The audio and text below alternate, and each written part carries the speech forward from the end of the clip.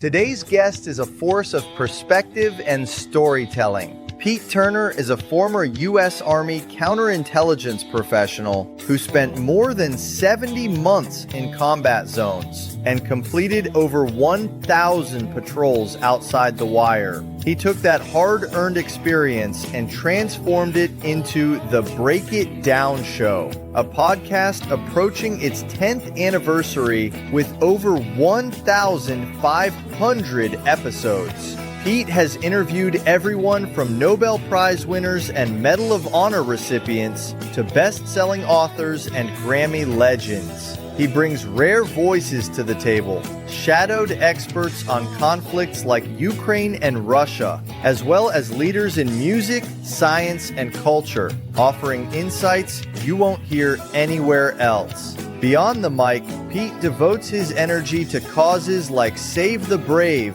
and the Ride for the Brave, honoring his late brother and helping veterans heal. Think of him as part Charles Kuralt, part Larry King, with the combat veteran's grit.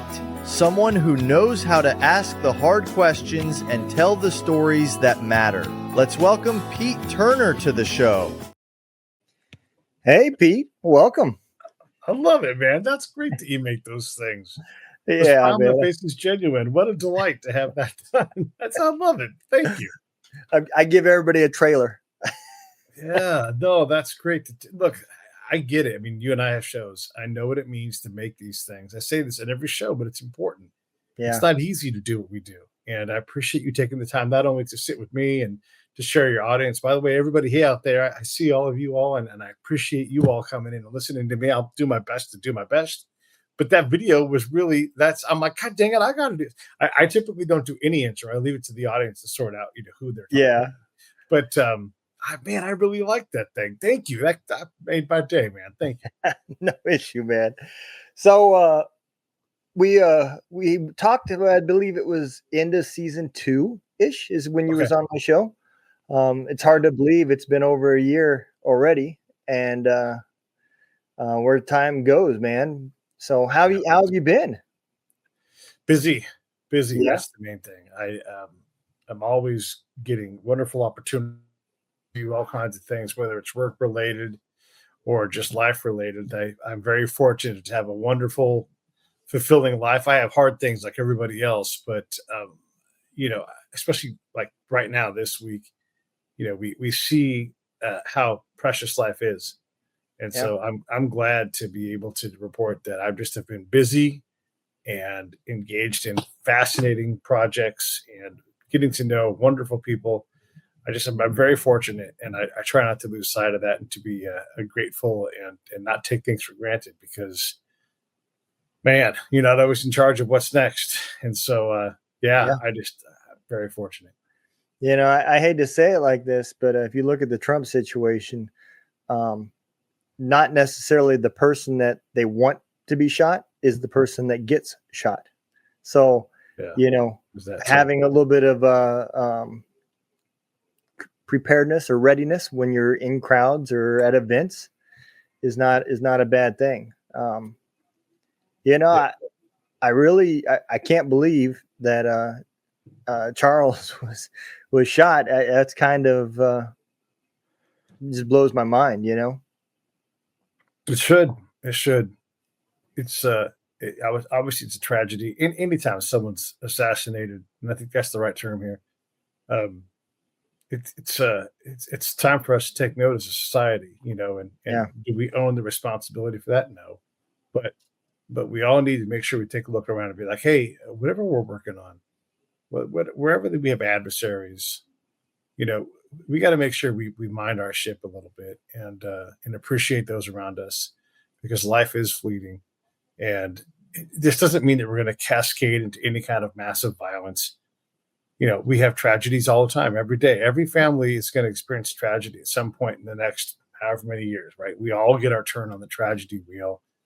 But we all got to make sure that we gather joy and surround ourselves with loved ones, appreciate it, tell people we love them, and and what they mean to us, because we don't know how long it's going to be. The worst case scenario is you're the guy that always tells everybody how much that you love them and Yeah. how much you mean to them. So, I think it's a good reframing opportunity to take from this. Like, a lot of this stuff that's outside of our control, this isn't that important. What is important is what we can control and what we can do, and how we behave towards others. Yeah, I don't know about everybody else, but I think there's something to be taken from this, and it just kind of proves the point. If you look over the last 5 years or so, if you don't see that there is a mental health situation going on in America, I don't know what else you've got to see. We've had kids getting shot in schools. We've had Yeah. multiple president attempts. We've had now Charles. I mean, the list just goes on, and people can scream all day long about if there was no guns, they wouldn't die. That is not true either. They would find a different weapon. But if you fix the mental health issues, that's making them believe that I don't like what somebody's saying, I deserve to kill them, then that goes away. Yeah. It is frustrating, man, because there's more we can do as a society to fix that situation. But That's fair. Yeah. Yeah. We have so so many resources. Let's work on trying to ameliorate problems, and not just talk about them. yep, Let's work to reduce the damage that they cause. And I think the spirit is saying, again, this was a tragedy yesterday. People get murdered every day in this country, and yeah, I'm not minimizing this tragedy, but this tragedy is no different than any other family that comes home and their young person is dead. We yep, could point our finger specifically at Chicago. yeah, There's a black dude killing a black dude in Chicago every damn day, and we don't get this crazy about it. And this isn't about race, but I'm just illustrating a point of that happens all the time. yeah, It's young men in general that cause a lot of the violence in this country. And if we're unwilling to talk about that, well, then we're going to continue to dance around these problems. That there's something in the makeup of young men that can cause them to break mentally, to cause violence through other cultural things. And those are hard topics to talk about, and I'm not an expert in those things. But when you look at the numbers, like, who drives recklessly? Is it me, the 55-year-old man? No, I don't drive recklessly at all. Me, 25-year-old, probably. Yeah, yeah, I did. And so there is a place where a lot of our problems are, and then the bigger thing is day to day, every day. It's a really wonderful place to live in the United States. yeah, Great things happen every day. There's enough people here that there's enough chaos that crazy things like yesterday will happen. But it's also true that 330 some odd million of us, started yesterday and ended yesterday just fine. yeah, yeah. I mean, you'll never, eradicate it. That's not. It's going to happen. Um, but there is things that we can do to protect it. Let me ask you this way. I Yeah. remember after 9/11, and I know we're recording this on 9/11, but Yeah. we Homeland Security really took a lead in locking everything down, and we had all different sorts of protocols that stayed in effect for years. Most of them are still in effect. And I just kind of wonder if there isn't a way to turn that inside without violating constitutional rights to where we can clean up some of this type stuff. I'm not saying that homeless people are out there doing crazy stuff, but that's a great place to start. You know, Yeah. um, start working these teams to help work through some of this mental health issues, and um, get some people some help. You know, Yeah. Well, and if someone enters into the judicial system because they're violent and having trouble coping with society for whatever reason, hmm let's get that person the help and the attention that they need. If that attention is being locked up, then that's certainly a viable option. I don't know the answers to these big yeah, problems, everybody. This is, yeah, these are hard things, because here's the thing: is like, if we before 9/11, you and I could drop you off at the airport, park, walk you right up to the gate, give you a Yeah. big old butt and swat you on the ass and send you on an airplane, you know? Yeah. And now we can't do that. And there was something neat about arriving and having your family right there. Hi, Yeah. like it was great to be able to have that. And that was good for community. And then we changed everything. And security has this look. I worked in the spy world, so I see my peers and how they act. They see threats everywhere, and they always want to encroach to protect, encroach to protect, encroach to protect. Like we're always on amber, yellow. Yep. Like, oh yeah, amber, amber. And we never go to green. We never go to green. No, oh, okay. Now it's really close to red, and the doomsday clock always goes forward. It never really goes backwards. And so Yeah. a lot of this, honestly, is a lot of this is too much. Is Yeah. TSA necessary? I don't know. Maybe, right? And maybe it is. Maybe this is me just being too pie in the sky. Maybe it is. But we have to give up freedom to add these securities. Yep. And do you feel any more secure than you did 26 years ago? I don't know that I do. Yeah. So, I don't either. yeah. I mean, just because you put a badge around your neck, I'll go get one of those in 5 minutes. Yeah. Like it doesn't make you safe to have a badge on in your building. Yeah. That shows me what you have to look like somebody else and be ignored.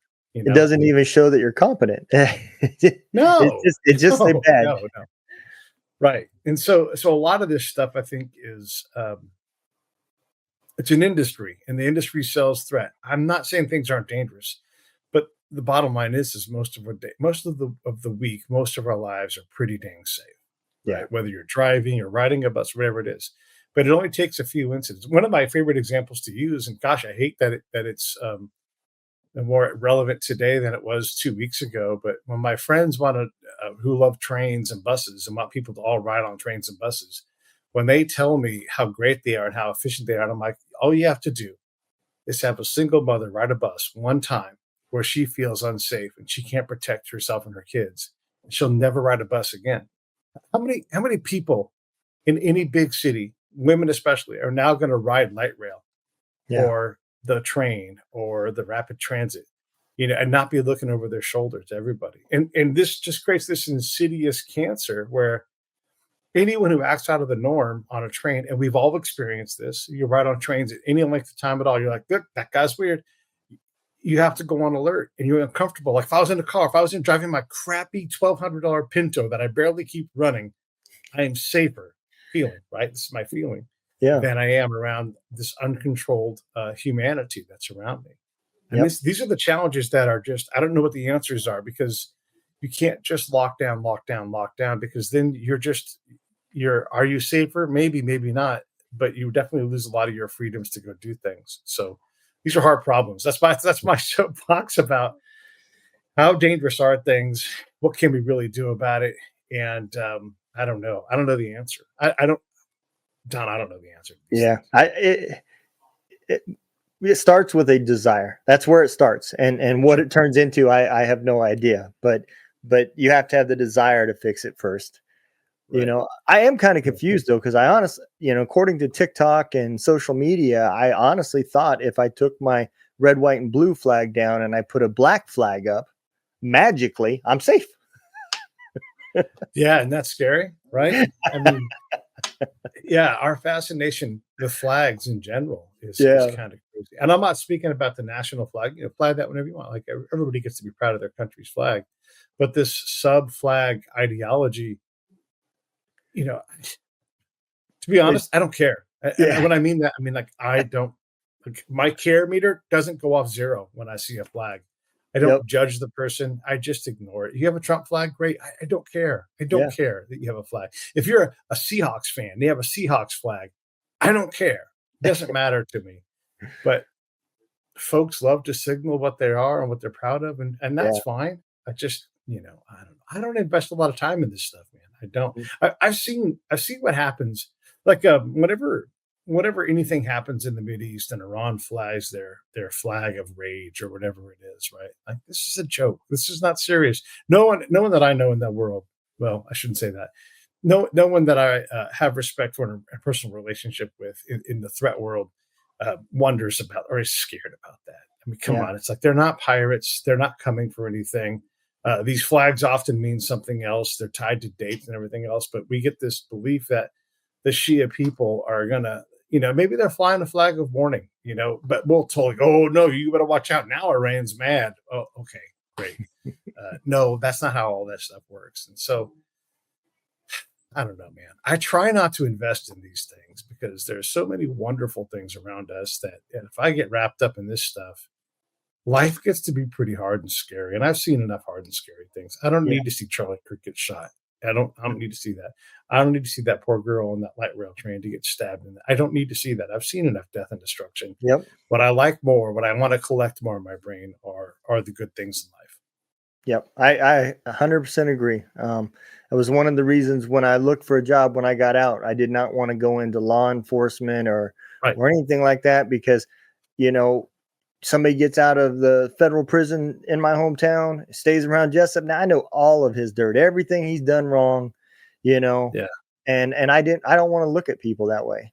And Yeah. Yeah. Same. Yeah. you know, Yeah. and so I bought a truck and drove a truck, but, at the end of the day, I think it was better. It was the right choice. I do not regret Yeah. ever not going on into that. When You you brought drive a it. truck, go What's ahead. that? Go I was ahead. gonna say, when you drive a truck, you tell me when I get this wrong because I pay attention to truckers as much as a non-trucker can do. Hmm. I look at that as a sign of how robust our nation is. Hundred percent. Last year I was driving north on whatever the interstate is that goes right through the heart of Arkansas, and I was like, man, this. I'm told the economy's bad, but all I see are big rigs moving people's elements of people's lives all over the place. Yeah. I did the math on this one day. And the average American consumes 500,000 pounds of stuff. 500,000, right? And it's like, well, I can't ever do that. Well, how much water do you buy? And Yeah. I mean water that is delivered in a truck or a train or Yep. whatever, right? It's easy to get to 500,000 pounds. If you bought a new set of tires and rims, that's like it's not hard to get to 500,000 pounds. Yeah. And so I think about all that and dudes like you and all the other truckers around this country and people who drive trains and people who run barges, people who move things for us for a living. You can see. I mean, you see, like that's the you guys are like the platelets in our blood of this nation that keeps everything going, so we can have these wonderful lives. And I love it. And I don't see less trucks on the road. Not that I Yeah. could tell if I saw less, but I think I see more trucks on the road, more stuff. I live right by where all of the commerce comes into the LA area, right by the port of Long Beach. Hmm. And there's certain interstates I avoid because that's where those guys are starting their trip. And there are big rigs everywhere out there. And so I just don't go on those freeways because I know that like you guys don't need any more chaos in your day. And so I purposely because that's how many trucks are leaving and going from Yeah. offload to load to gone. I mean, it's an amazing thing. And I think about this stuff all the time. All of that money, all of that commerce, all the lives that you guys are all keeping happy and warm. And sure, people need stuff. I'm not talking about that, but there's so much stuff that you guys do that when I look around and I see truckers, I think, man, I don't get mad. I don't think, oh, those guys are going slow and they're going to interrupt me. I think, what an amazing place. Someone's going to move someone's stuff all day today for 8 hours Yep. and move it 500 miles, whatever it is, only to get to the next place where it gets moved again and again and again. That it blows me away when you think about how cooperative that is and how Yeah. wonderful it is. Because right now I can order a book and tomorrow it will be on my doorstep. Yep. It is really cool because in that industry, and I thought about that stuff too when I was driving. And the cool part about that is as a business owner, I learned real quick that the trucking industry is a Mhm. leading indicator. It's not a trailing indicator, Yeah, right? must be. It So must be. Yeah. yeah, so when my load selections get harder and the rates start dropping, I know things are about to slow down, Yeah. you know. Yeah. And it's a tough life, man. It's so overly Yeah. regulated that the independent guy just can't make it anymore. You got to be Yeah. a major person, you know. Yeah. And I don't want to lose track of this. I want to say my buddy Cease, he drives a truck in Arkansas. Talking about Arkansas again. And what he does is he's got a route and his company picks up cardboard from like Walmart or wherever it is. And so they have this big old route. And he has his own index that he talks about. It's like, how many bales did I get? Who's asking for more capacity? And if I'm moving more cardboard, we're making more money, and not we, like all of us, right? And so that's how he looks at the economy. He's like, the economy hadn't changed in 20 years. We can't pick up enough cardboard bales. And there's times when it's so busy, they will pay him to go out one way, get loaded up, come back, and send it. Like, it's amazing the capacity they can flux in. He's like, when they're paying me to stay in a hotel overnight and not just drive my day route, I know the economy's booming.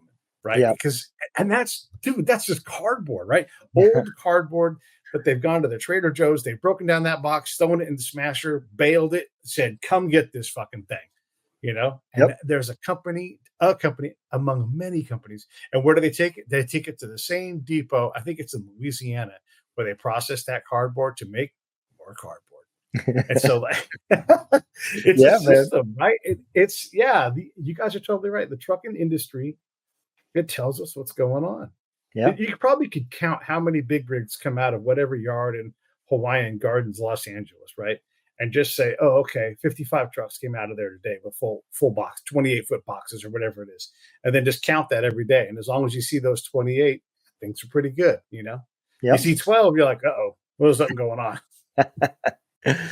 Yeah, man, it is really cool how our logistics in America works, and everything's attached, our system works with China's system or so forth, and that is really impressive.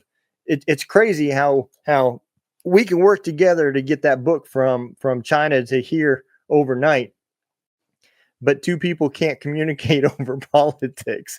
I know. That's so crazy. It's insane. Logistics doesn't really care about your politics as long as it works. And if it doesn't work, you'll get run over smooth by the need for capacity. I had this lady on the show a while back, and she tracked the movement of food all throughout the nation. Mm-hmm. And she's a PhD, so she knows what she's doing. And she was talking about potential choke points and targets because that system needs things. In California, Arizona, they grow most of the food in this nation. And I'm using Arizona because it's really right there. It's all part of the same network of things. And if you want lemons, oh my gosh, where are you going to get them from? You want turkeys, where are you going to get them from? You want cheese. Okay, you might think of Wisconsin as being cheese, but California makes as much cheese as Wisconsin does. It's amazing. And so, we rely heavily on this system. And I love the people that are like, I know how to make it more efficient. Like, well, you better learn how it works first. Because to improve efficiency by 2% a year for 10 years would be a miracle.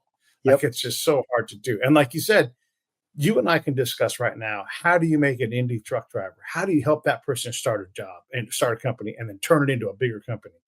I don't know that we reliably know how to do that. Is trucking over regulated? Yeah, probably, especially when we see an Indian dude make a U-turn and kill people. And you're like, how did that guy get his license? He can't speak English, can't read English, So if it's overregulated, but we're going to undermine that with that's not going to help any independent truck driver. And I used to work out. I'll say I had a family member who was in trucking. They were we have a warehouse. You can load your truck. We'll load your truck. We'll get you out down the road. And so I would work after my regular job to make a little extra money, and I would drive forklifts and stuff or just do whatever they needed. And I saw a lot of owner operators that are like, I'll pack my own truck, and they would pack the fuck out of it. It would be packed way past capacity because they got paid to bring stuff someplace. And if they could bring more stuff, if it was 10% more filled than what they were allowed, they didn't care. Because whatever that cost on the one time they might get caught, and they knew all the tricks. Yeah, so they would pack it full, and so you'd see the guy crawling in, like a guy going breaking into a casino or something, crawling in on the top of the truck. He's so loaded, it's just like a small gap, and he would push and push and push and push, and he would repalletize that stuff. He had it all charted. It was amazing. But if he got pulled over, that's against the law. And he's like, I don't stop. I know how long to drive. And he was being as safe as he could be, but he was, because the system was so onerous and punitive to him, he's like, I can afford this extra risk because when I do get caught, I just pay that fine and keep on moving. Or I move on to something else. He's like, ultimately, I have to be able to survive, and I can survive driving if they let me do this. And so he worked outside of the law. And not because he wanted to be a criminal, but because he had to survive. Yeah, and I think the reason for that is a couple fold, right?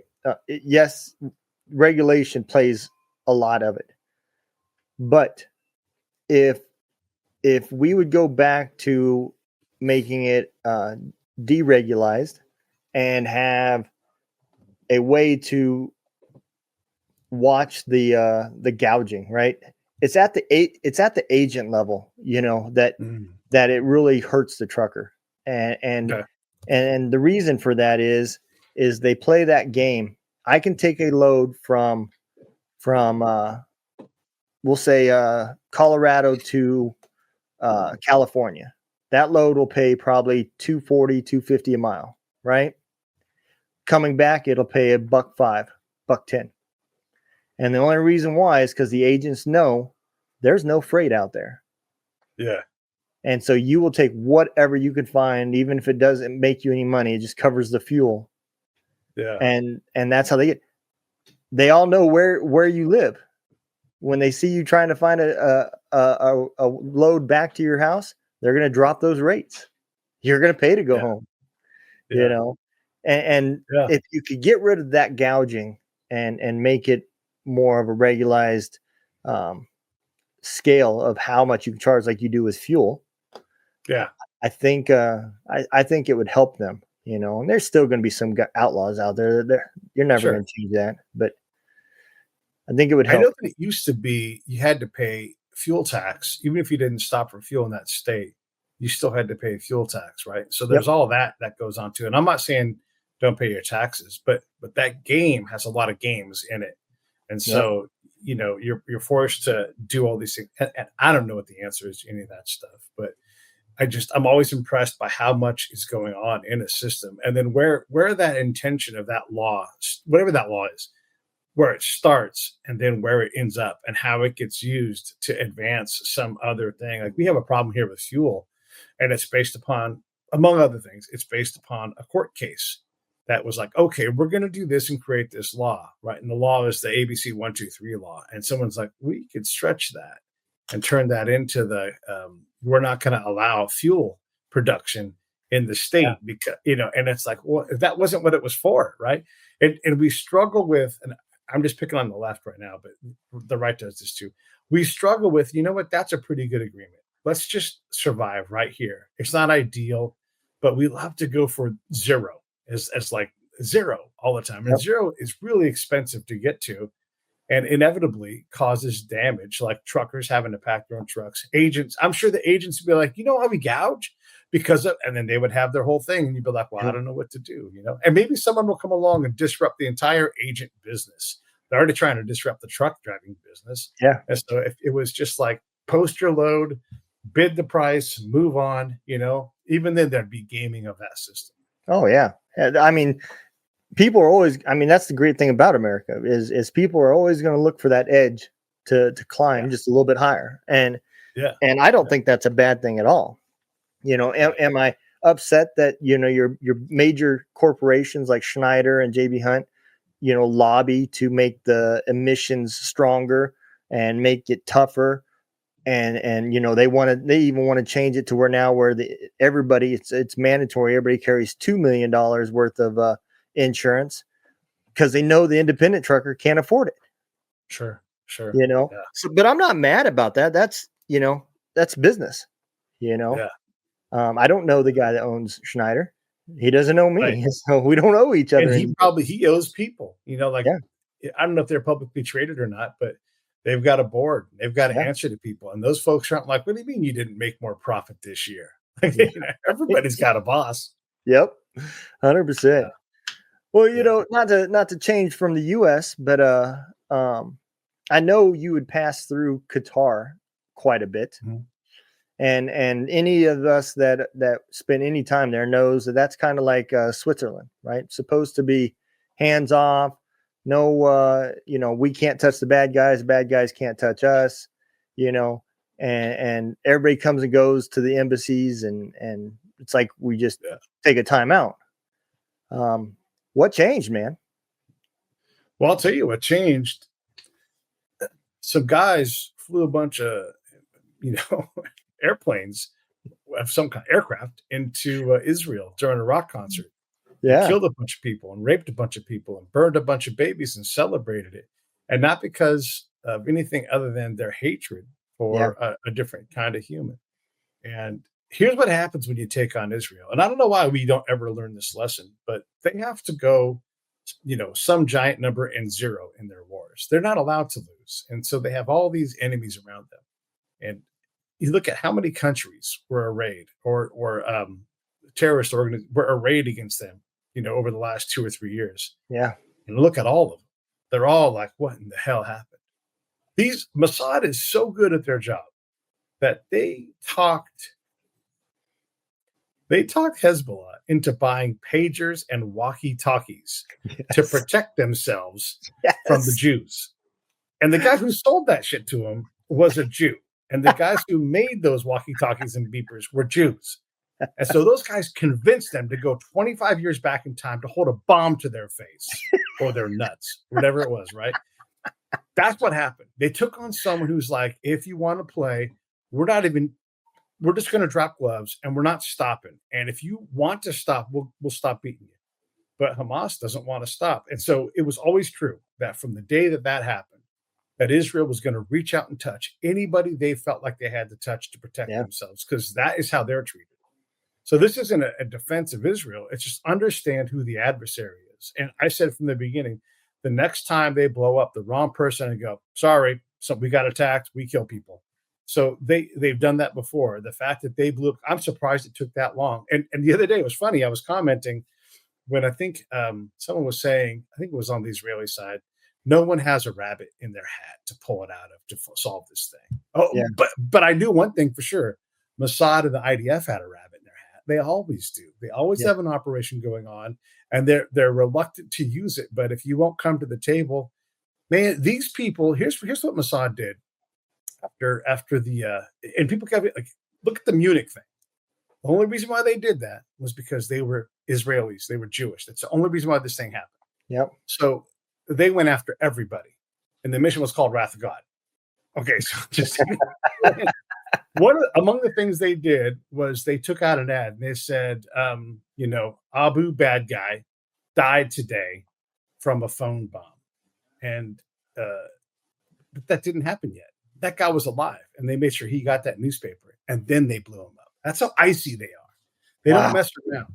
So when they put rockets into any place in Qatar, that's table stakes with the Israelis. Like, that's just playing the game. Like, they're just like, yeah, this is the game. We're going to play it. You guys have had every chance to stop this thing. You've had every chance to release the hostages, and we would have worked with you, but you don't want to do it. And that's why from the beginning, I've said, no, I'm not omnipotent. I just understand Israelis pretty good. There was always a scenario where if this thing goes on long enough, there will never, ever be a Palestine. And Palestinians will walk the earth without a nation. Like, that is an outcome that has only become more possible now. Will that be what we get to? Hopefully not. Hopefully the Palestinians can have their own state and we can get along. It doesn't seem like that's possible today. Yeah. And that's because Hamas and all of the other people that jumped on board, funded by Iran. I mean, look what happened to Iran. Where'd they go? What happened? How come they're not yakking? How many Iranians have been killed by Iranians since that mission? And so that's what Israel does. So when you do that, when you fight Israel, understand that, like, whatever the conventions are, and they're not going to hide in hospitals. They're going to give people every chance to get out of the way. They're going to do their best not to kill innocent people, even to the expense of their own people. But if you think for 1 second they aren't already in your code, any country after that Mossad operation, when they went in and just started icing people in Iran, every country had to look around and be like, we're penetrated already. Like, that's the counterintelligence guy, me going, oh man, what have they not penetrated? They can get to anyone. They got into our country, this is Iran talking, they got into our country, knew exactly where all of our nuclear scientists were, and then iced them. Wow. So that's the reality. So when they do something like that in Qatar, that's because that's what they do. They prep themselves and they execute, and they're merciless about that part of it. It doesn't mean that they don't abide the law, but they play the game at a higher level, and they're just going to snap arms and twist necks. That's what they do. So if you want your arm snapped or your neck twist, go fight the Israelis and don't surrender when they have you whooped. That's the best way to get that to happen to you. Yeah, I agree 100%. And it's not like Qatar is going to do anything back because No, they're not a stronghold. Um, they're like a Dubai Junior, you know. yeah, well, they'll sacrifice those guys in a second because Yeah, there's no point in not doing that, right? Like, yeah, yeah, those guys were there. We'll pick up that rubble and we'll clean it up. Maybe you send a bill to Israel, maybe whatever, but that's all small stuff, you know. yep, So, and I'm actually surprised it took that long, but they got to a point where the negotiations weren't working, and so they acted. It's terrible. I'm not a fan of violence like that, but I don't know what they're supposed to do. I know what we would do. We would do basically the same thing. They're just better at it than us. yeah, yeah. I mean, you look how many years that they have fought and never lost. I mean, even if you're not a religious person, you might want to believe that they are God's choice because Yeah, yeah. they I are mean, not a big country. yeah, no, they're not. But you look at the innovation that they put together and the way Yeah, they fight, their attitude about it. And here's the thing that's always true about Israel. So when people talk negatively about them, the chances are that person is either ill-informed or their politics are in the way of their opinion about Israel. yeah, I'm not saying Israel's innocent of anything, but what I am saying is we have a big problem with the fact that Netanyahu is seen as a person who leans to the right gives all of the left a reason to hate him. And so they do that. They do the same exact thing there as they have done. And I'm not defending Donald Trump, but when a government party, political party, goes after Donald Trump or goes after Netanyahu, it's the same thing. It's still this yep, lawfare game, and they're trying to catch him on corruption charges, and it doesn't stick. Is it because they're better at the game? Is it because they cheated the game? I don't know. But here's what I do know: those guys both didn't stick, and Donald Trump came back and was president again. That means that there's something that they're doing that people want, yep, and the guy who's been the prime minister most in the last 30 years is Netanyahu. So as much as we don't want him to be around or whatever, some of us politically, too late. yeah, Too late. He's been around since the 1900s, you know, and leading Israel. So what are you going to do about that? yeah, And are you sure it's not you that's the problem? Because he seems to get elected all the time. Now, would he win an election right now? Can he hold his government together if the violence stops? Maybe not, but he's already done all the impact. And Israel over the last 30 years has this huge upward trajectory, you know, and so yeah, they get to have that. They get to expand. They get to say, hey, we're doing the right things here and helping.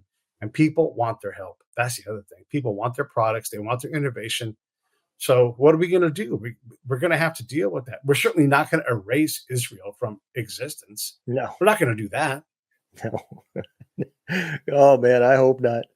You know, you look at Afghanistan, and there's another country there that how many people, all the way back to Alexander the Great, tried to Mhm. fight these people, and Yeah, you know, man, it's just a lot of bloodshed and a lot yeah, of failure. Russia the same thing, and now Russia's situation with Ukraine. To me, that's even a unique situation. I gave Russia some sort of credit, at least of being a powerful military. Maybe not a China or something like that, but mhm. I really thought they would make it a lot. I really didn't see this war lasting a year. You know, Yeah. I mean, it's still going. yeah, It's crazy.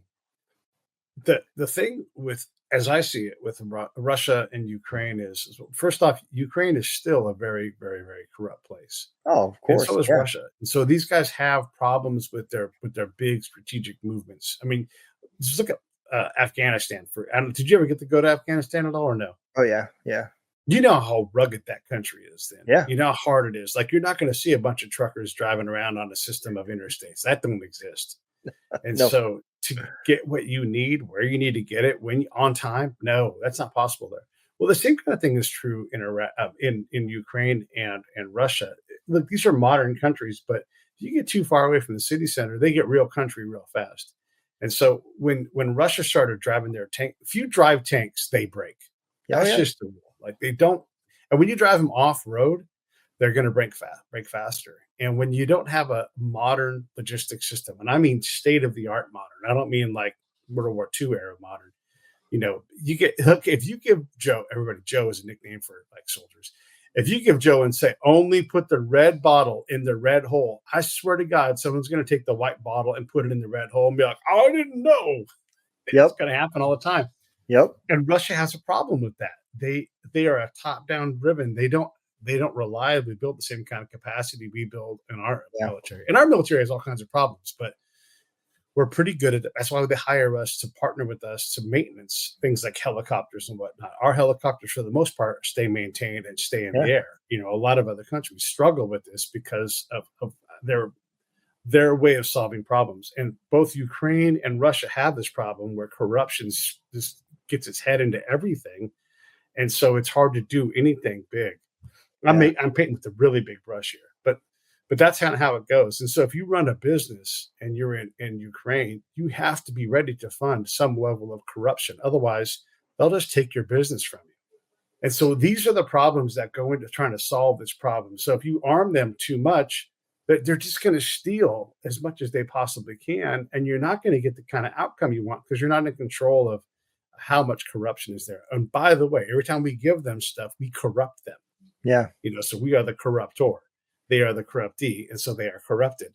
And so it's a really hard problem to solve. And Russia, for whatever reason, doesn't want to cooperate. And I thought maybe Donald Trump had a chance to get them settled down, but it appears to be much harder. Yeah. And I don't know where that whole thing ends up. I don't know that it escalates, but, you know, flying a bunch of drones into Poland. Look, if Russia wants to get their neck wrung and their arm broke, go fight Poland, because Poland does have all those things. They can do logistics. And they will because they've prepared for this fight like the Israelis did with everybody else. And they are prepared to go out and like, please bring that fight.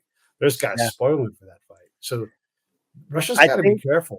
I think if it happened the way Vladimir expected it to happen, he expected to roll through that country.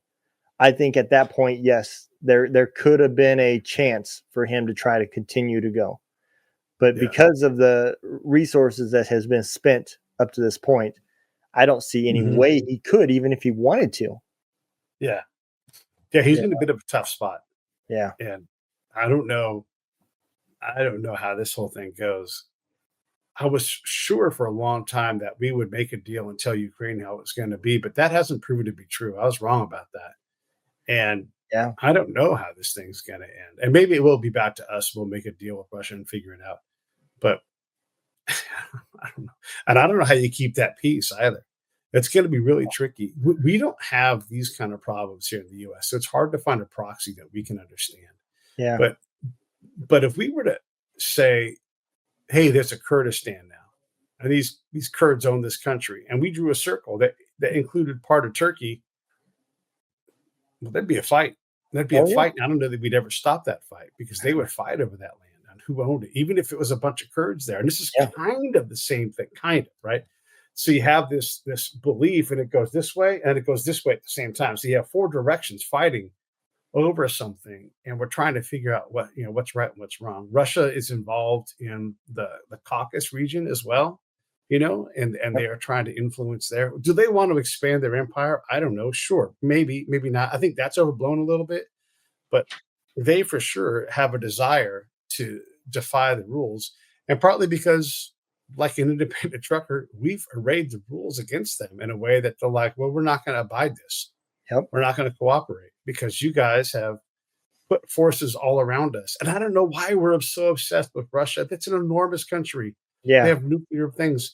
I don't know why we have to have this antagonistic relationship with them, but we do. And I think a lot of times we are the bigger problem in that situation because we just can't let Russia be Russia. And then Russia goes and acts like Russia, and we're like, well, we don't like that. And so these are really complicated things to figure out. Yeah. And at the end of the day, Russia with the size is another reason why nobody will ever invade, and try to take over America because of the sheer size. And there's two more countries bordering each side of us, and the terrain and everything else in Russia, it's not made for mankind, No, it's a hard place to live. Yeah. There's a whole reason why it's bunched up off to the west, Yeah, absolutely. And your periods that you can fight is going to be limited, You know, Yeah. Korea was the same way. You know, Yeah. you're not fighting Korea in the spring or summer because everything's flooded with rice paddies. You know, Yeah. it has to be in the wintertime when everything's frozen.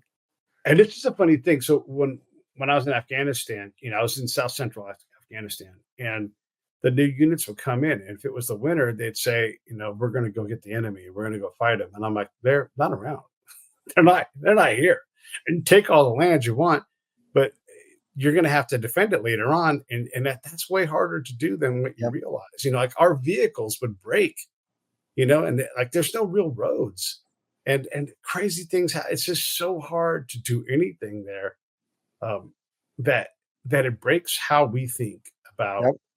war, and that's why Afghanistan is such a tough place for us, because even if you go there and you stand on the land and say we control this, you have to stay there. You can't leave. And Yep. when you leave, here comes the Taliban. And they're like, "Hey, we'll cut your fingers off if you work with the Americans." Everybody's like, "I got 10 fingers.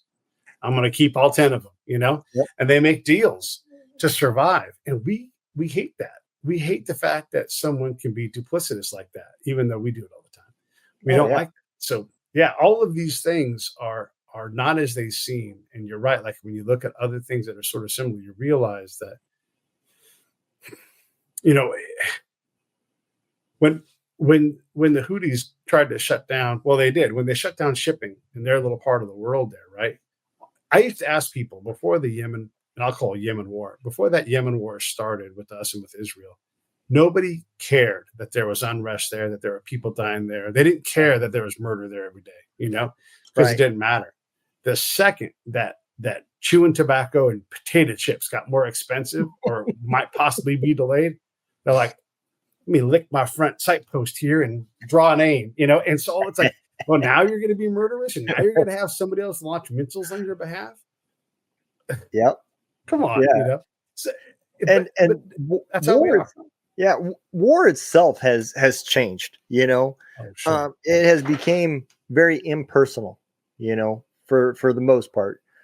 Yeah. But I would say Afghanistan, the majority of the fighting was from a distance that you're not going to be able to recognize the facial features of the person that you're fighting against. Sure. And so I think you look at that, and then you look at what China's doing, and you take that and you say, okay, you got Ukraine and them, they're actually doing battle, they're killing people.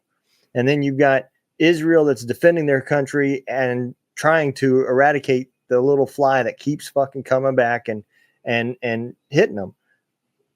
And then you got China that's just going to try to financially ruin everybody, And I it's neat because you can call it what you want. You can call it business, commerce, trading, but it is a new form of a war, And the person with the money and that controls the global market is going to be the powerhouse.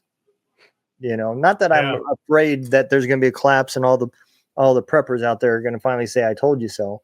But, it is neat to see how different countries take that war to the enemy.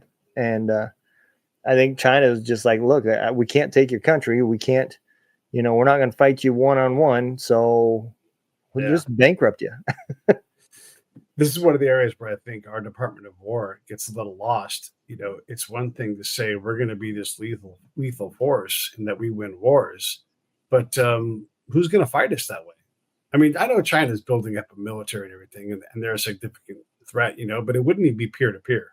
No. So how do they fight us? Well, they bring a whole bunch of college kids that are going to pay full freight for school. So we love that.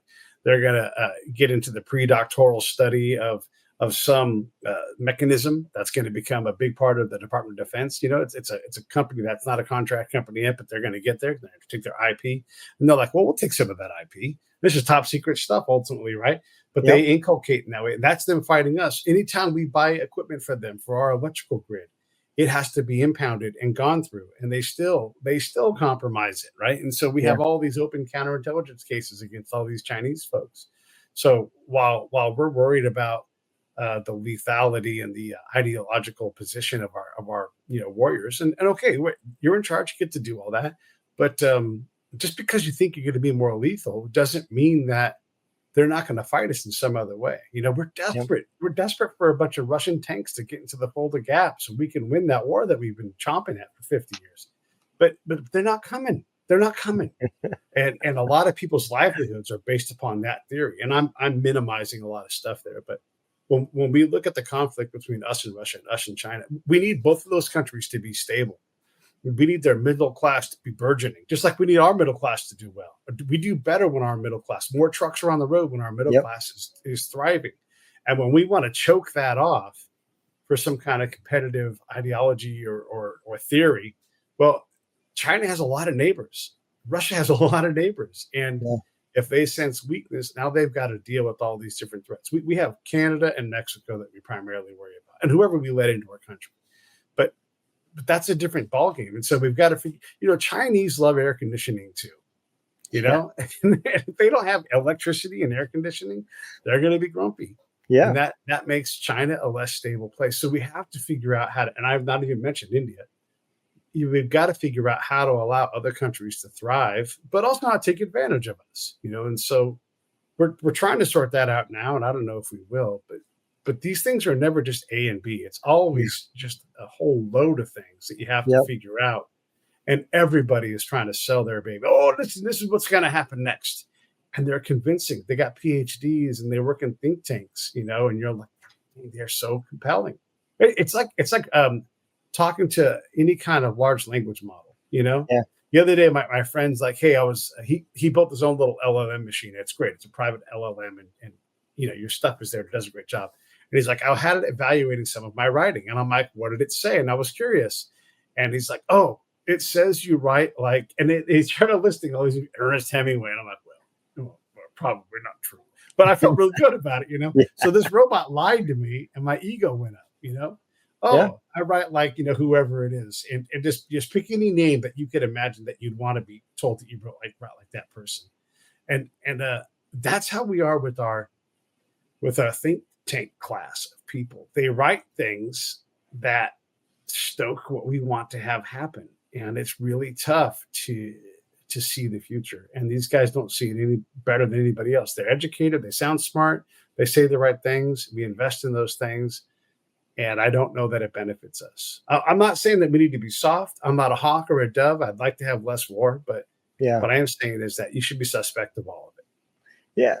So the one thing I did want to ask on this topic, because I'm just curious, I never really worked a whole lot with the counterintelligence. I did a little bit when I was with the 160th, but other than that, they did their thing, we did our thing. But right. My question is, with that kind of a war that Russia's playing, do you think that the counterintelligence is ramping up, more spies on ground going back and forth and trying to get intel, since it's not going to be a we're coming to shoot you kind of war? Yeah, I think it's always, anytime there's conflict, it's always a time to say, shoot, we should have had more counterintel people. Yeah. Because that's part of the competition. And counterintel people are so useful in so many areas. Like, I'm going to use counterintel in like it's a field, right? But that field has every discipline in it. So you can do counterintel on signal intercept. You can do counterintel on imagery. You can do all kinds of stuff. But those agents that are so modular that can be popped into a drug task force or popped in over here, and they can augment this or that or whatever. It is a great asset. If I had the ear of Tulsi Gabbard, I would want her to build better agents right from the start and then keep them. We bleed so much talent in this field. So even if we are building new ones, they don't ever get seasoned.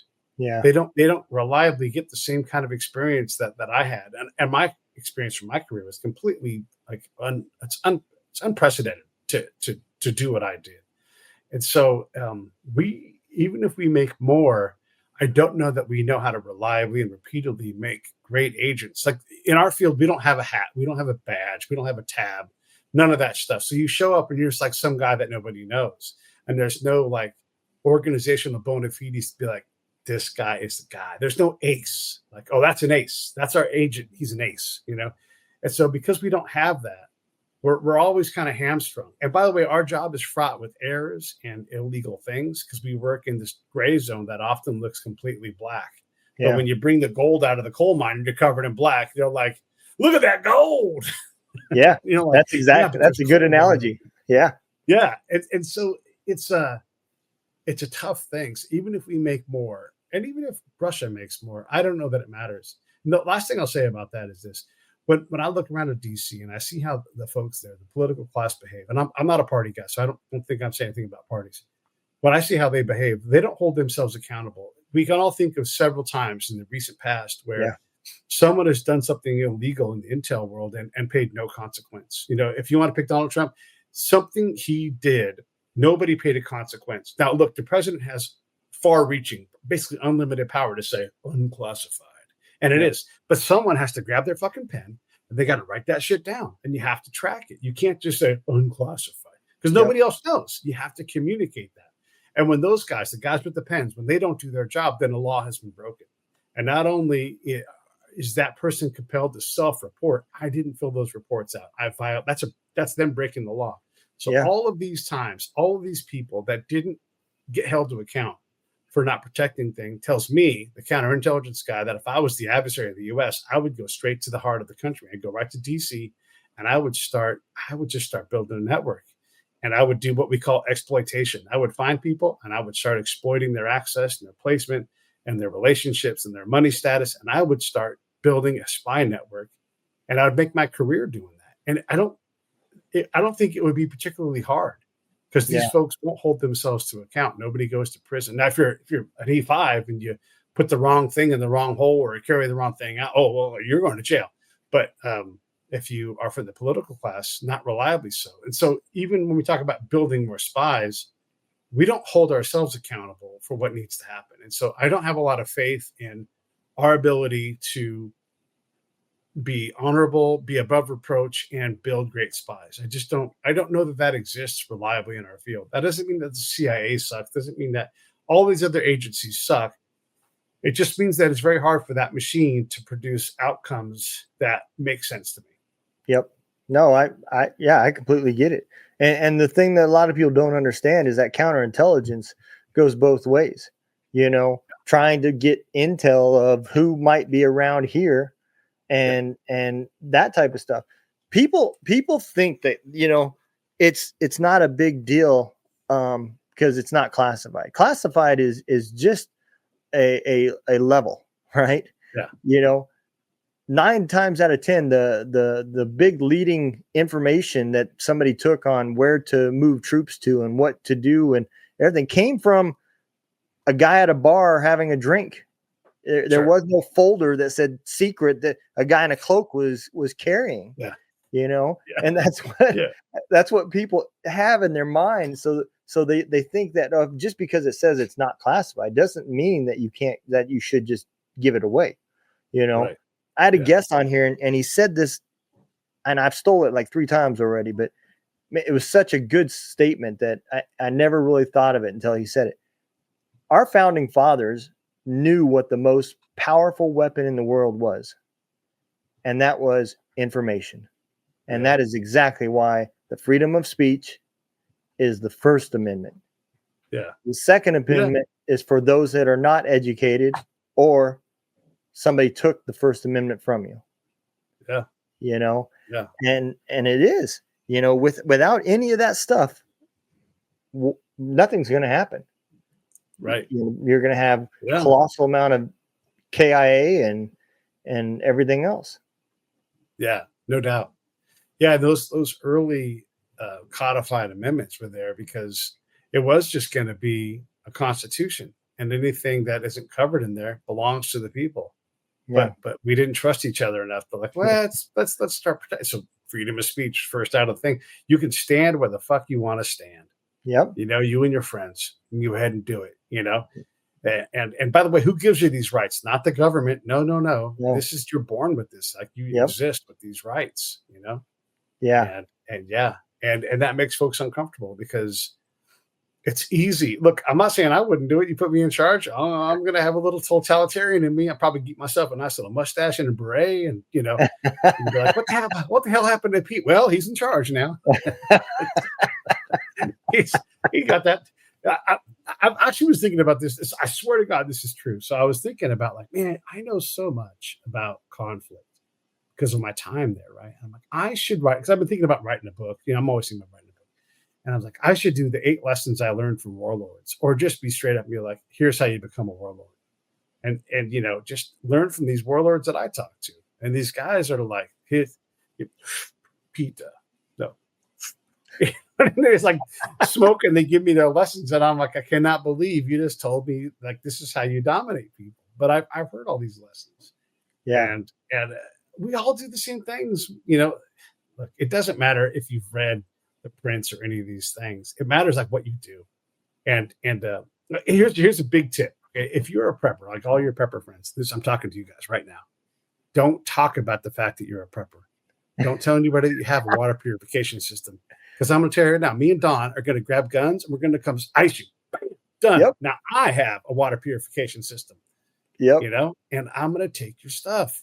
Don't talk about it. Yeah, have it. If you have a gun you carry all the time, shut your damn mouth about it. Yep. Don't tell everybody that stuff. Come on, you guys. 100%. As a guy like me, I'm going to map you. I'm going to know where you're at. And I'm also going to make friends with you. So you probably will give me all your stuff. But if you don't, 1, 2, 3, goodbye. I'm not going to harm anybody, everybody. I understand that. I'm just kind of playing around. But that is like how these things work. Warlords do things. They're like, nobody else is going to protect us. I'm going to protect these people. I'm going to become the boss. Yeah. And they act like it. Yeah, 100%. I think that's a good thing. If we ever get to that point, I guess I'll start going to the houses that's got the black flags, because I'll know who's not ready. Hey, you wanted to fight? All right, fight over. What you got in here? You got a cake. Yeah, man, it is crazy. The world we live in, so much of it has changed. And I want to make this clear. I'm not saying anybody should be violent. I'm being silly and ridiculous, but that is how warlords operate. Yeah. They gather power, and they don't do it gentle-like.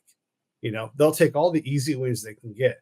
But believe me, if you want to go tete-a-tete with someone who's going to be a warlord, you're not going to know, because you'll be dead. That's just how this stuff goes. And so when we think we know what we're doing, when we trust people who are in charge, well, probably shouldn't do that. Look, I'm not mad at Donald Trump. I'm not mad at Joe Biden. Those guys are really irrelevant in my life. Yep. But if you expect them to reliably do the good thing for you, I don't know that that's a good policy. I don't know that you should do your own stuff as often as you can. I'm not saying sew your own shirts and get all crazy and stuff, or raise bees, but definitely handle your own house. If your own house is good, you're resilient to anything else anybody can really throw at you, anything significant. You just handle your own business, take care of your own people. And then all of a sudden, a lot of this national and international stuff, it really becomes irrelevant because you're too busy leading this life where you're in charge of you. And we all have that right here in the United States. Yeah. What a wonderful thing. Yeah, I agree. The people dig in the weeds, man. That's, they come out with stickers all over their face, but they think they found something, Yeah. It's like the JFK assassination people. I don't know what happened. It's crazy, right? Yeah. But if I listen to any one of them, and I mean the experts of the experts, and I'm like, well, you think something totally different than Craig. And Lenny, he thinks something totally different than you. And you guys are all, and that's like, it's a lot of weird stuff happened. And a lot of weird stuff is going to continue to happen, right? So if we think a lot of weird things happened then, it's just even more weird now. It's just more people competing for power. And opt out of that game if you're able to. Just opt out. Yeah, I agree. I just had a guest today. We did the recording today. And, one of the things that we talked about is just how much things have changed about, I didn't necessarily agree with all of her views, but this is a platform for you to be able to speak and say whatever you want. Yeah. And afterwards we can still be friends. We can still talk and we can still have a good time, regardless of, what your beliefs are versus my beliefs, Yeah. And it was a really good recording. She made a film about Como, and she's a fan of him, and she lives in your hometown, as a matter of fact. She's in Los Angeles, and she's from Italy, and she flew to New York and walked the streets and did some recordings and asked the people, and then she took the same thing and did it all through the whole state of New York, Rochester, Buffalo, all those places, just asking people, and she discovered other things. She turned it into a docuseries, and it's on Apple and so forth. But that's really cool. I mean, I think it was awesome that what she did, But at the end of the day, if I hadn't had a platform like this, I would have never met somebody that did that. Yeah. And someone that takes the time to do that, whether or not you believe with their, agree with their conclusions or their methods were great, they went out and really did it. Yeah. And you're forced to deal with the fact that, hey, however they're wired, like whether they wash their bias out or not, that's what they found out. And I did the same thing. I mean, that's what the way I do spying, that's the way it goes. Like I go out and I find out what's really going on. So if someone tells you, hey, A plus B equals C, and I'm like, that's not how it works out there. It doesn't matter if you believe it or not. That is how it is out there, And so, like, if you're I always use the example because it makes people crazy. But if you say you're going to go empower women, and I'm like, I don't think that's going to happen. But give it a shot, and I'll go take a look. And I go behind you, and I'm like, you're making a mess. That's the ground truth part of it. And it's like, no, I'm not. I'm like, well, you're awful mad now. I'm just saying, here are the things that happened after you left. That's the thing I would do. A lot of times I would go before and after the described mission. Yeah. And I would say, what's going on around here? Tell me what's going on. What are your, and I love doing this. I love to say, what's the smallest problem we could solve? Like if I came up to you, right? And I said, hey, Double D, what's the smallest problem we could solve today in your neck of the woods? And you're like, damn electricity. I'm like, no, small. What's one thing we could do today? And you came back and you said, I don't know what you would say. The curb by home, it's a little bit bump like that. And I can't get the city to come carve it down so that the water flows to the gutter. I mean, small, right? Like, if I could help you fix that, would that be helpful? And you're like, yeah. So I go to the boss, and the boss talks to the governor, and the governor comes back and like, and he grinds that thing. And I come back 2 weeks later, and then you're like, you know what? You're an all right dude. Okay, so we never do that. We never ever do that. We just come in and be like, where are your women? You women, you have menstruation cycles.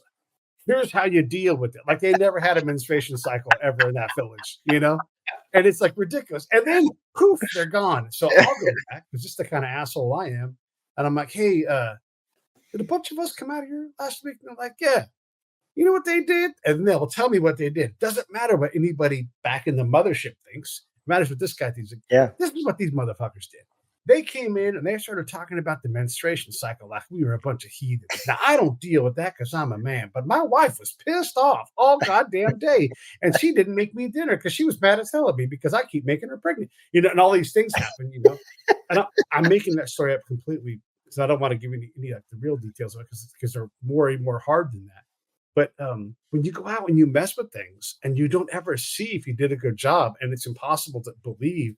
So that's why I like what that lady did. She went out and she talked to all those people and she said, this is what I figured out. And we can all learn from that. I think at least, Yeah, absolutely. I think she did an amazing job and, my hat's off to her. Like I said, I'm not a fan, but I'm going to watch her docuseries because she put all that work into it. She's very proud of it. I want to check it out, Yeah, right. I'm going to make some movies too. Make sure you watch mine once I get them done. I got to get them done first, though. That shit's fun to do, man. Just the fact that she did it and got funded. And, wow, that's No, she was self-funded. Yeah, now she's a true American. Now she's in debt.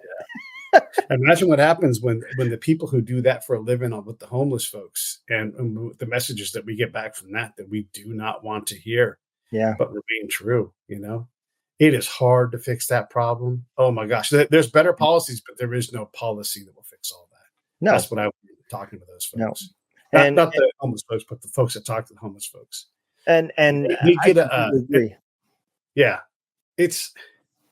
they get like institutionalized in an odd way where they expect the institution to fail them. So they reject it at all costs because they can't suffer more suffering brought upon by the people that are there to help them, Yeah. and it's almost like a cancer that they just can't ever shake. So even as they climb up from, getting a foundation and make their life better and better, they're always waiting for that trap door to open, and it just messes them up, which causes them to recidivate back to prison, Yep. drink, do drugs, because they just can't reliably see a future for them where they're free from that, whatever's failed them in the system, whatever, however they see it, they don't ever get over it. Yeah. And so some people do, right? But the vast majority of them don't. And so because it's like us with us veterans, right? Like, here's a good example. A buddy of mine was shot and killed in Solder City. He was dead 15 minutes and they got him back, right? And so he walks the earth today. He's alive, not a zombie. Wow. And I was talking, this is a couple years back now, but I was talking to him and I'm like, what's your disability rating? And he's like, it's like 30. And I'm like, 30? You were shot in a combat zone and you died. I mean, 15 minutes, man. 15 minutes, right? Yeah. They don't even know what is going to happen down the road. They own 100% of this, and you know how the system works. I had to lever on him pretty hard to go and ask to get what he's supposed to get, because that's how veterans are. Now he did it and he got 100% and all that because he's entitled to that. But just to get us to accept the help and to believe that it'll be there, and then to go into the VA and believe that the VA will come through, even if you got to listen, if you go to the VA, you got to be ready to ball your fist up and dot some eyes. I don't mean actually punch people in the face, but you got to go in there and get that ass. Because when they're like, well, listen, you're like, here's what I'm going to do right now. And they're like, oh, don't do that. Don't do that. Jesus. How about I give you what you need? But that's how hard it is for us. We're in the system and we don't have as much of the addiction problems and the mental health problems, Now make it worse by having a bunch of clinically insane people, people with schizophrenia, unchecked, people with bipolar, unchecked. Yeah. And oh my God, it's not a problem. That's the worst kind of problem. Yeah. There was a stat I looked up. It was last year on one of my episodes. I researched it for that episode, but it said something like 85% of all the homeless have at least one diagnosable mental illness. Sure. Right. Yeah. And when I watch what the VA is doing, the big, beautiful bill just came out and now they're going to partner the VA with HUD, and I'm like, you put two guys together that worked half-ass. I don't think that makes a full working person. If I have a program that halfway worked and another program that halfway works, putting them together does not make a complete program. And so I just we just, lit that money on fire and chucked it in the garbage. If you want to not get vocational rehab, when you're 100% service connected, go to the vocational rehab office. Yeah. Absolutely 100% fail, Yeah. It's just the truth. And you have to decide. And I fought that fight a couple of times and lost both times. But because it's a hard fight, and it is. They're not geared to say yes. And then someone in that organization would be like, "We have all this money. How come we can't spend it?" And you're like, "Well, because you keep fucking saying no. Stop saying no. God damn." And this is again, we don't have all of the problems of the homeless, with all of their things that come with that. And so reliably fixing us or them is hard to do. It's super hard to do. And you got to one at a time it. You can't just do big, 10, this will fix 10,000 people. No. No, if I had a magic wand, what I would do is I would make the VA a network. And you go to the VA, they assess what you need, and then you're sent out to an agency that just handles that problem. They don't care about mental illness. I'm here to fix your dislocated shoulder, Yeah. And if we could, it would cost us more money, but if we did it that way, I think we would be headed in the right direction, and then you let the VA do what they do really good, and that's shuffle paperwork around, and they can get you wherever you got to go. It's just going to be done half-assed. Yeah. I've been in a conversation, because I'm trying to figure myself out, and I've gotten to better places, and a lot of it is because the VA has come through for me. But I was working on homelessness for myself, because by the VA's definition, I'm homeless.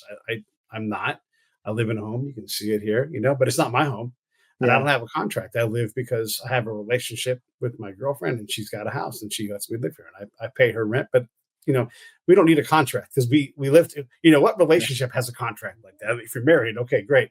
But so technically, I'm homeless, and I'm like, what do I do? Like, what benefits are available? And they're like, well, if you could go get really homeless, I could put you into a halfway house. And I'm like, that doesn't sound all that appealing. So, but if I get cut loose, my relationship comes apart, which you never expect, but all of a sudden there you are. Then I could possibly go get a bunk bed somewhere. And I'm like, man, that is a crazy thing. Now, and I have a lot of capacity to work and make money and that kind of thing. But imagine if I didn't, and they're like, hey, because they love like trying to get you to become a forklift operator. Why don't we make you a forklift operator? Like, what are we talking about here? It's crazy, man. Sorry, I've been talking a lot. You're good, man. We're way past an hour, but yeah, I know we're getting up here. I want to get into. I do want to talk about your show a little bit. Make everybody aware of your podcast. Sure, 1,500 episodes, man. Wow, 2,000 now. Is it 2,000? Wow. Yeah, I got to update that bio, man. Yeah, it's crazy. The Break It Down show. I get to do incredible things and talk to incredible people. It's a never ending cycle of, oh my God, I can't believe I get to do this. And you get it. Like, we're having this great conversation now. It's how many of those do you need to have before it just changes your life? It's not very many. And I just can't get enough of it. I love it. I love the people I've met. I've met so many wonderful people. I get to do wonderful things. I have problems. I have a lot of problems. I don't have enough money, all these other kind of things. But my show creates so much opportunity for me. Yeah. And I've learned so much about people and how to do these shows and all this kind of stuff that most of the things in my life today, right now, a lot of my stuff in my life is on fire and a lot of it's golden. And then it'll swap. And I'd be like, oh man, that stuff that was good is now on fire. But I can manage all that a lot more now. And a lot of that is because I've gotten a lot better through therapy, through the VA. Yeah. But also my show is just this miracle, and it provides me so many things. So there's me talking about my show and what it's done for me. It's called the Break It Down Show. If you guys like a Rogan-like show where anybody could come on, that's what it is. And if you listen, great, check it out. It's type in Pete A. Turner in YouTube or Break It Down Show. It'll come up. And then, or you can find me on X and Pete A. Turner, again, same thing. And I'm glad to talk to whomever, and I'm glad to help you out with your podcast or whatever. But the biggest thing is that if you like it, watch it, great. If not, remember, watch Double D's show. But don't hold back on support. Like, if Don's your guy, then throw some money at him, because that little bit of money from the audience makes a big difference. I'm not pitching for my show. I'm pitching for this show, because Spirits and Stories is great. So if Double D's doing something good for you, man, kick him $5, kick him $10. Just get his PayPal link, buy him lunch, take him. Don't ever let him buy lunch if he comes to your hometown. That's such a big boost for folks like us, because we're out there pouring our hearts into these things. And so that's what I would say. Rather than promote Break It Down Show, promote stories, Spirits and Stories. Well, I appreciate that, Pete. I do. And, you were only one of two people that I've asked to come back from, previous episodes. There's never a shortage of me to find guests. And these are conversations that I remember because they impacted me some way. And I bring people back to find out more about what they're doing and what's going on. Yeah. You are an encyclopedia of knowledge when it comes to this world. And every conversation is just fascinating. I really had a good time, man. Yeah, me too. I had a good time too. Thanks for letting me run my yap for an hour and a half. Yeah, no issue, man. Well, everybody, and my kitty likes it too. Yeah, there you go, man. Well, everybody, we're going to go and throw the exit video out. I hope all of y'all have an amazing day. Remember, don't forget, kick the day's ass. Don't let the day kick yours.